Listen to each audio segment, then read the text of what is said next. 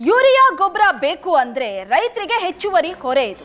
Link ಹಾವಳಿಗೆ ಬೇಸತ್ತ ಗದಗ ಅನ್ನದಾತರು. ಒಂದು ಚೀಲ ಗೊಬ್ಬರಕ್ಕೆ ಮತ್ತೊಂದು ಚೀಲ ಕಡ್ಡಾಯ. ಶಿರಹಟ್ಟಿ, ರೋಣ, ನರಗುಂದದಲ್ಲಿ ಲಿಂಕ್ ತಲೆನೋವು ಶುರುವಾಗಿದೆ. ಒಂದು ಚೀಲ ಗೊಬ್ಬರ ಅಂದ್ರೆ ಮತ್ತೊಂದು ಚೀಲ ತಗೊಳ್ಳೋದು ಕಡ್ಡಾಯ ಆಯ್ತು.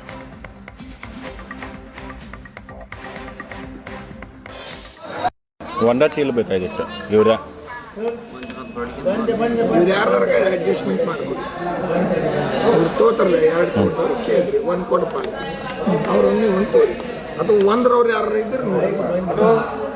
ಈಗ 2 ಚೀಲ ತೊಗೊಂಡ್ರೆ ಒಂದು ಬಾಟ್ಲಿ ತೊಗೊಳಬೇಕನ್ರಿ? ಬಾಟ್ಲಿ ಇಲ್ರಿ, ಹ್ಞೂ ರೀ, 20 ಗೊಬ್ಬರ ಕೊಡತ್ತೀವಿ. 20 ಗೊಬ್ಬರ ಕೊಡ. ನೀವು ಒಂದ ಇದ್ರೆ ಅದು ಬಿಟ್ಬಿಡ್ರಿ ಸರ್. ಎದಕ್ಕೆ ಹಾಕೋರು ಬೆಳೆ? ಯಾವ ಬೆಳೆಗೆ ಹಾಕೋರು? ಇದಕ್ಕೆ ರೀ, ಮೆಕ್ಕೆಜೋಳಕ್ಕೆ. ಅಮೋನಿಯಂ ಸಲ್ಫೇಟ್ ಒಯ್ದ್ಬಿಡ್ರಿ ಸರ್, ಬೆಸ್ಟ್. ಅದನ್ನ ತೊಗೊಳ್ಬೇಕು ಅನ್ಸಾವ್ರನ್ನ.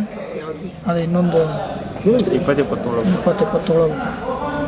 ಎಷ್ಟು ಸರ್ ಅದಕ್ಕೆ? 1450, 2 ಸೇರಿಸಿ 1982. ಸಾವಿರ ಕಂಪ್ನಿನ ಲಿಂಕ್ ಮಾಡಿ ಕಳಿಸಿರ್ತಾರೆ. 2020 ಫರ್ಟಿಲೈಸರ್ ಏನು ಅಲ್ಲ, ಏನು ಯೂರಿಯಾ ಕಡಿಮೆ ಯೂಸ್ ಮಾಡ್ರಿ ಅಂತ ಹೇಳ್ತಾರೆ ಗೌರ್ಮೆಂಟ್.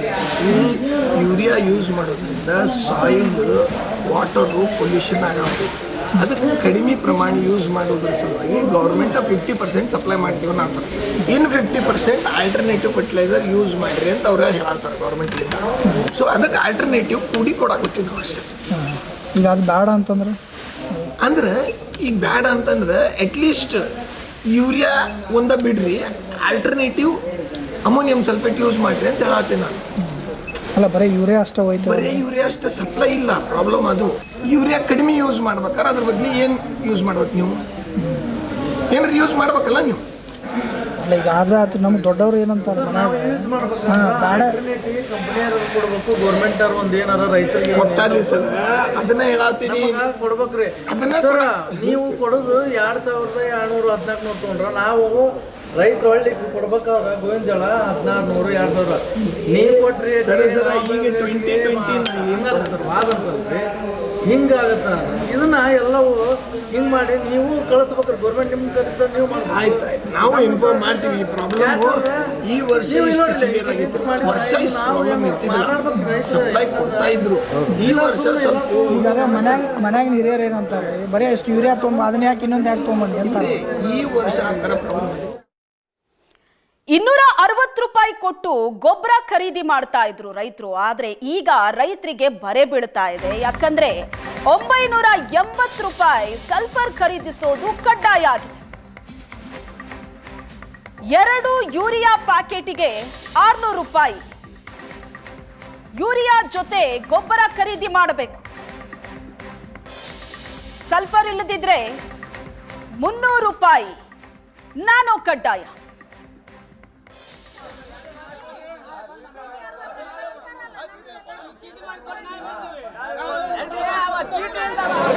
ಅಲ್ಲೋಣ, ಅದು ಲಿಂಕ್ ತೊಗೊಳಬೇಕಂತಾನ 20 ಗೊಬ್ಬರನ. ನಮ್ಗೆ 2 ಚೀಲ ಬೇಕಂದ್ರೆ 5 ಚೀಲಕ್ಕೆ ಒಂದು ಕೊಡತ್ತಾರ ಅವರು.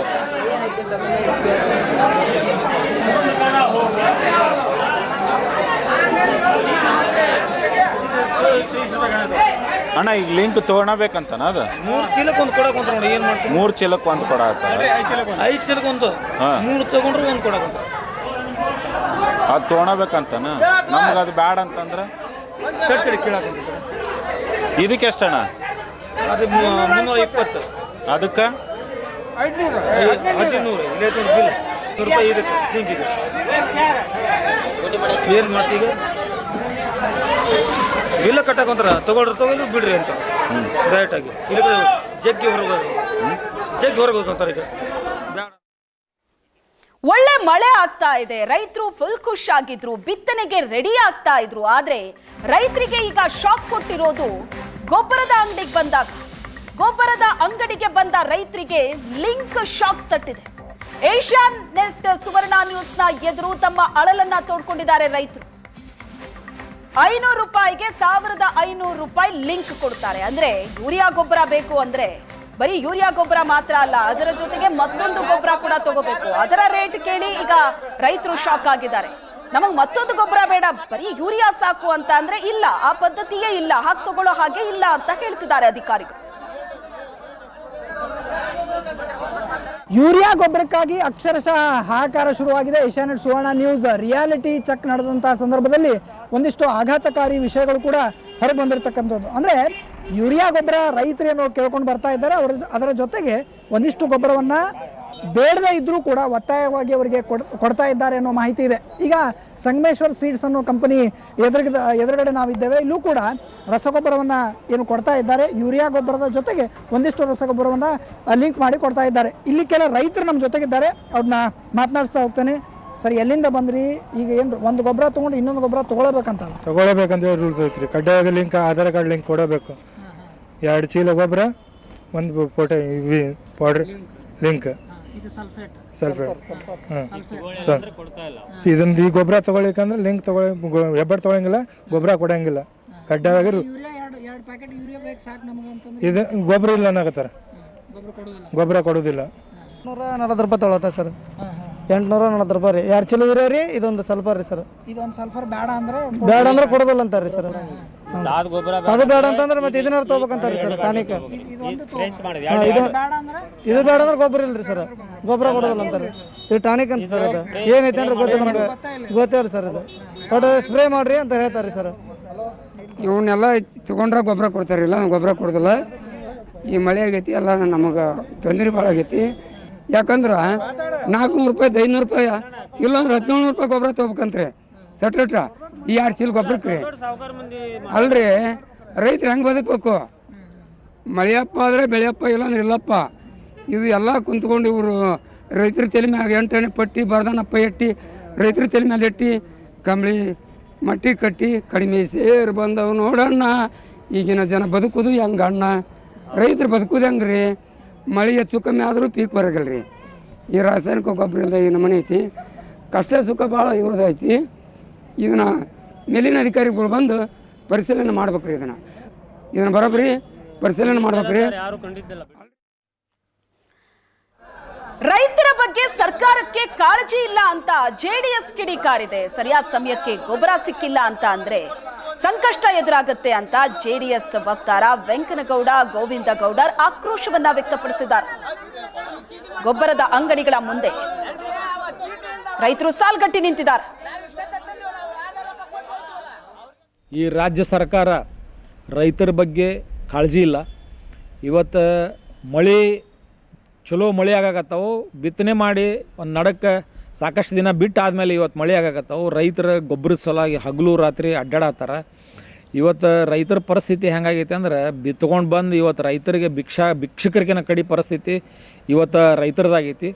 ಹಗಲು ರಾತ್ರಿ ಗೊಬ್ಬರದ ಅಂಗಡಿ ಮುಂದೆ ಇವರು ನಿಂದಿರಬೇಕು. ಅಂಗಡಿ ಯಾವಾಗ ಬರ್ತಾನ ಗೊತ್ತಿಲ್ಲ. ರಾತ್ರಿ ಬಂದ್ರೆ ರಾತ್ರಿ ಗೊಬ್ಬರ ತೊಗೋಬೇಕು, ಹಗಲಿ ಬಂದ್ರೆ ಹಗಲಿಗೆ ಗೊಬ್ಬರ ತೊಗೋಬೇಕು. ಸರ್ಕಾರ ಇದಕ್ಕೆ ತಕ್ಷಣ ಕ್ರಮ ಕೈಗೊಳ್ಬೇಕು. ರೈತರಿಗೆ ಸಮರ್ಪಕವಾಗಿ ಗೊಬ್ಬರ ಸಿಗುವಂಥ ವ್ಯವಸ್ಥೆ ಆಗಬೇಕು. ಅದು ಬಿಟ್ಟು ಅಂಗಡಿಯವ ನೀನು ಗೊಬ್ಬರ ಬೇಕಂದ್ರೆ ಅದ್ರ ಜೋಡಿ ಇದನ್ನು ತೊಗೋಬೇಕು, ಆ ಎಣ್ಣೆ ತೊಗೋಬೇಕು, ಈ ಎಣ್ಣೆ ತೊಗೋಬೇಕಂಥೇಳಿ ತನ್ನ ಅಂಗಡಿಯಾಗ ಏನೇನು ಇವು ಉಳ್ದಾವ ಅವಕ್ಕೆ ಲಿಂಕ್ ಮಾಡಿ, ಆ ಗೊಬ್ಬರಕ್ಕೆ ಲಿಂಕ್ ಮಾಡಿ ಇವರು ಅವ್ರಿಗೆ ಹೆಚ್ಚಿನ ರೊಕ್ಕ ಹೊಡ್ಕೊಳುವಂಥ ಕೆಲಸ ಅಂಗಡಿಯವ್ರು ಮಾಡಾಕತ್ತಾರ. ನಿಜವಾಗ್ಲೂ ಗೊಬ್ಬರದ ಅಭಾವ ಇದೆಯಾ ಅಥವಾ ಕೃತಕ ಅಭಾವವನ್ನ ಸೃಷ್ಟಿ ಮಾಡ್ತಾ ಇದ್ದಾರಾ? ಕಾರಣ ಏನೇ ಇರಲಿ ರೈತರಂತೂ ಪರದಾಡ್ತಾ ಇದ್ದಾರೆ. ಸಂಬಂಧಪಟ್ಟ ಅಧಿಕಾರಿಗಳು, ಸಚಿವರು ಈ ಬಗ್ಗೆ ಗಮನ ಹರಿಸಬೇಕು. ರೈತರ ಸಮಸ್ಯೆಯನ್ನ ಆದಷ್ಟು ಬೇಗ ಬಗೆಹರಿಸಬೇಕು.